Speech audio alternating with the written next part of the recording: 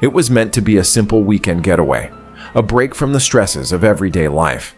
My friends and I had been talking about hiking through the national park for weeks, so when the weekend finally arrived, we were excited to hit the well-known trail that promised beautiful views and the thrill of the outdoors. The morning sun filtered through the trees as we started our hike, the air fresh and crisp with a hint of autumn. The trail was popular, one that many visitors to the park had trekked before us, and we knew it well. Or so we thought. We joked and laughed, taking photos along the way, breathing in the forest air as we moved deeper into the wilderness. Nothing seemed amiss, at least not at first. It wasn't until we reached the halfway point that things began to change. The trail, once well-maintained, started to look a little more overgrown. We had expected a few patches of unruly brush, but this was different. The path was more than just wild. It felt abandoned, like no one had bothered to maintain it in years. The ground was uneven, with thick roots pushing up through the earth and the shrubs growing closer to the trail, as if they were trying to reclaim the space. The familiar markers, the signs that we'd passed earlier, were suddenly nowhere to be seen. I stopped in my tracks, my heart beating a little faster. I looked around. The towering trees that lined the path had become thicker, their shadows deeper, and the usual chorus of chirping birds had quieted. An eerie stillness seemed to settle over the forest, as if the usual sounds of nature had been muted. "Did we take a wrong turn?" I asked, trying to hide the nervous edge in my voice. My friend Sarah glanced at her map, frowning. "No, this is the right trail. We should have passed the ridge by now." She looked up, confused. "This doesn't make sense." The unease in the pit of my stomach grew stronger. It wasn't just the overgrowth or the silence. It was something more. It was the sensation that something wasn't right, something that had nothing to do with being lost. A dark presence seemed to be creeping around us, just out of sight, something watching from the woods. I couldn't shake the feeling that we weren't alone. "Let's keep going," David suggested, though his voice wasn't as steady as usual. "We'll just head back if we don't find the next landmark." We continued down the path, but the feeling of being watched only intensified. The trees seemed to loom closer, their branches thick and twisted, blocking the sunlight, casting deep shadows over the path. The air was heavy, thick with something that felt wrong. I couldn't explain it, but my heart was pounding in my chest. Then it happened. Sarah stopped abruptly, her face pale. She was staring at something ahead. "What is that?" she whispered. We all turned to follow her gaze, and I felt my breath catch in my throat. A large stone marker, one we hadn't seen before, stood ahead of us. It was weathered and cracked, covered in moss and ivy. But that wasn't what made it unsettling. It was the fact that it didn't belong here. We had passed this spot earlier, and there had been nothing there. It was as if it had appeared out of nowhere, a sudden intrusion on the landscape. "What the hell?" David muttered, stepping forward. "This wasn't here before." We walked toward it, the ground beneath our feet feeling more uneven with each step. As we got closer, I noticed something strange. Carvings on the stone. They were faint, but they seemed to form words, almost like a warning, though I couldn't make out the symbols. "We need to go back," Sarah said, her voice trembling. "This isn't right." But it was too late.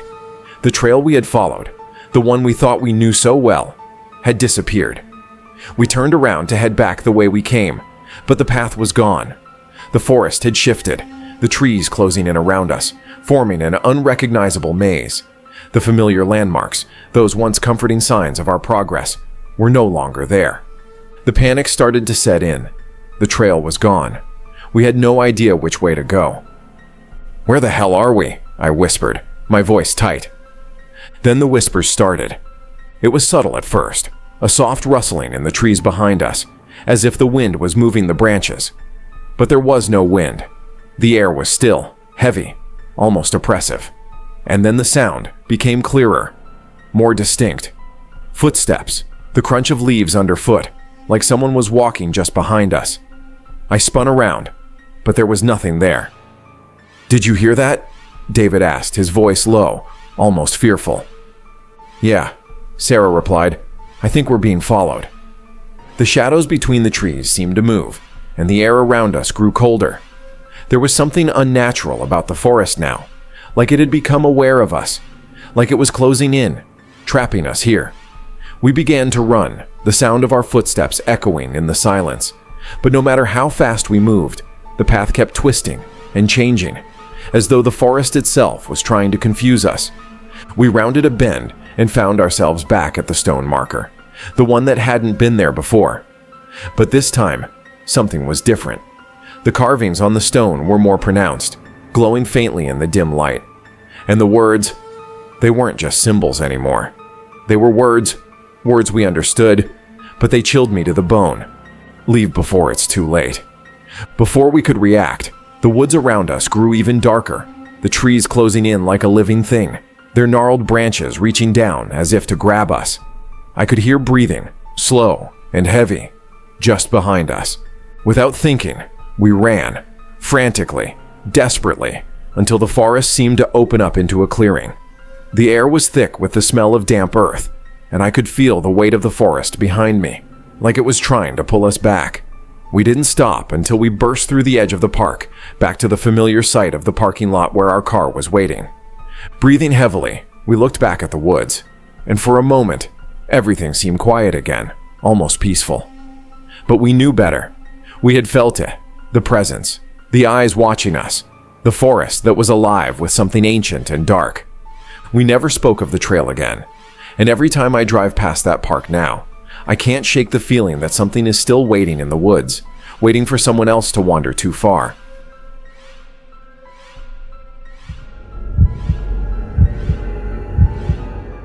I had always craved solitude, the quiet of nature, the serenity of being alone, and the thrill of conquering something few had dared to conquer. It was in my blood. So when I heard about the remote mountain peak, one that only the bravest or most foolish dared to summit, I knew it was something I had to do. The Silent Mountain, they called it, so remote that even seasoned hikers stayed away from its rocky trails. I set out early one crisp autumn morning, my backpack heavy with supplies, my mind focused on the challenge ahead. The hike was tough, steep inclines, narrow paths, and jagged rocks that threatened to send me tumbling down at every misstep. But I was used to the demands of the wild. After hours of grueling climb, the tree line finally faded away, and the open expanse of the mountain summit spread before me. I stood at the top, looking out over the breathtaking view, a vast rolling sea of mountains far in the distance, their peaks shrouded in mist. The air was thin and sharp, and everything around me was eerily still. Not a sound, not even the whisper of the wind. It was as if the mountain itself was holding its breath. But that stillness was broken when I noticed something in the distance, an abandoned campsite. It was an odd sight. The tents, though weathered, stood upright, and the campfire pit was undisturbed, as if someone had simply vanished, leaving everything in its place. The hiking gear, scattered around the site, looked as though it had been left in a hurry. I walked closer, my boots crunching on the gravel beneath me, curiosity gnawing at me. What caught my attention first was the silence. It was unnatural. No rustling leaves, no distant animal calls, not even the typical mountain breeze. Just an oppressive quiet that made my skin prickle. The campsite looked untouched, as if no one had been there for years, yet there was no sign of decay, no sign of age. It was as though time had paused in that exact spot. As I inspected the area further, something felt off. My eyes caught on a faded map pinned to a tree nearby. It was torn at the edges, but it was the same route I had just taken. There were marks on it, old but distinct, guiding the path up to the summit. But as my fingers traced the lines on the map, I realized something chilling. The markings led beyond the summit, deeper into the mountain's core, a place no one had mentioned, no one had dared to explore. I turned around to leave, but as I did, I caught a flicker of movement in the shadows between the trees. Just a glimpse, too fast for me to be sure. I froze, my heartbeat quickening. Was it an animal? Or something else? I hesitated. A sudden chill crept up my spine, and I felt the air grow colder, the mountain pressing in on me like it was alive, like it was watching me. "Hello?"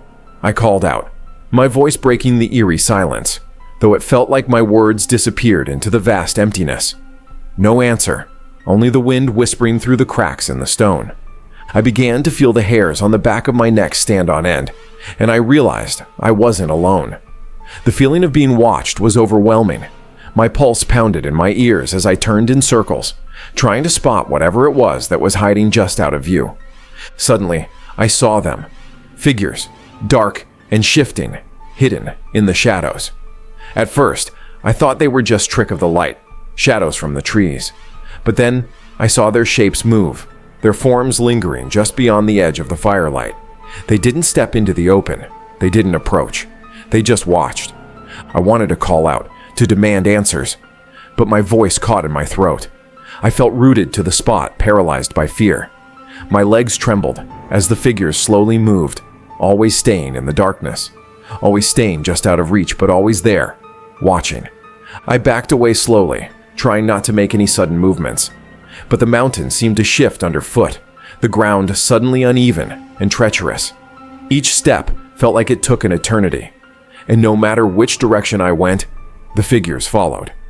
Silent, but ever present, like they were leading me somewhere, or keeping me from escaping. It wasn't until I reached the edge of the campsite that I realized the truth. The figures weren't simply watching me. They were guiding me.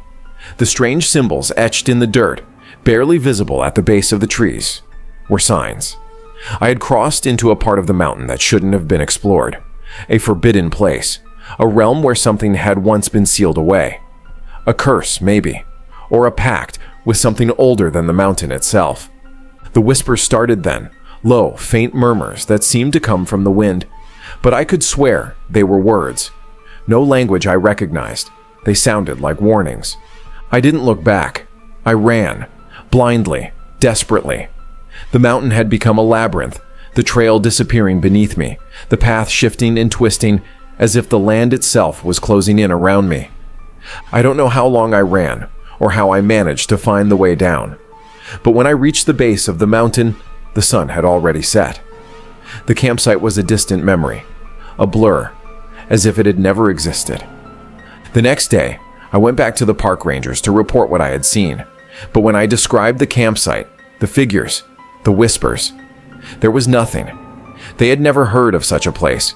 There was no record of anyone being on that part of the mountain. They told me it was probably my imagination. But I knew what I had seen. The mountain had shown me its secret, its dark and silent history. Now, every time I hike, every time I cross a familiar trail, I think of the silent mountain. I think of those figures who watched me, of the eerie quiet that wrapped around me like a blanket. And I wonder if the mountain will ever let me forget what I discovered that day. The truth about the silent mountain is one that will never leave me. It will follow me wherever I go.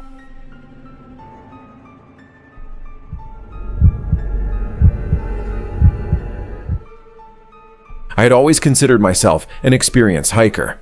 I had trekked through some of the most rugged and isolated wilderness areas in the country, tackling trails that would make most people nervous.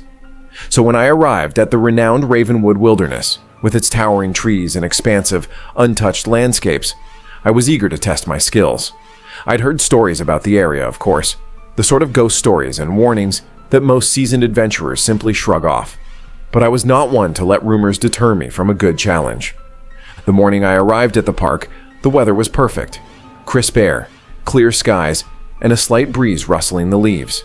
I had just finished signing in at the ranger station when an older man with a weathered face and a deep gravelly voice approached me. He wore the uniform of a park ranger, but his presence felt heavier than that of a typical guide. "You new around here?" he asked, his gaze sharp and penetrating. I nodded, adjusting the straps of my backpack. "First time. I hear the trails here are incredible."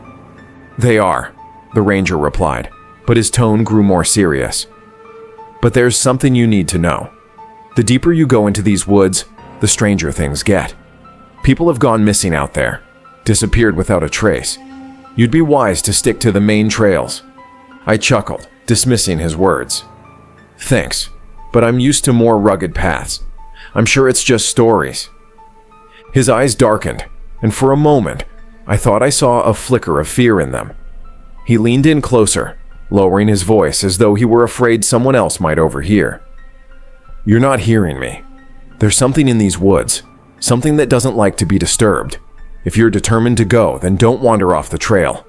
And for God's sake, don't stay out after dark. The night changes things." I gave him a polite smile, thinking it was just the kind of advice an experienced ranger would give. After all, they always warned hikers to be careful. I'd heard it all before, but I didn't let his warnings affect me. I grabbed my map, nodded, and set off on the trail. The first few hours were perfect. The path was winding and challenging, cutting through dense thickets and rising gradually up the mountain. Birds called out from the canopy, and the rustle of leaves underfoot was soothing. The air smelled of pine and earth, fresh and invigorating. But as I continued deeper into the wilderness, the atmosphere began to change.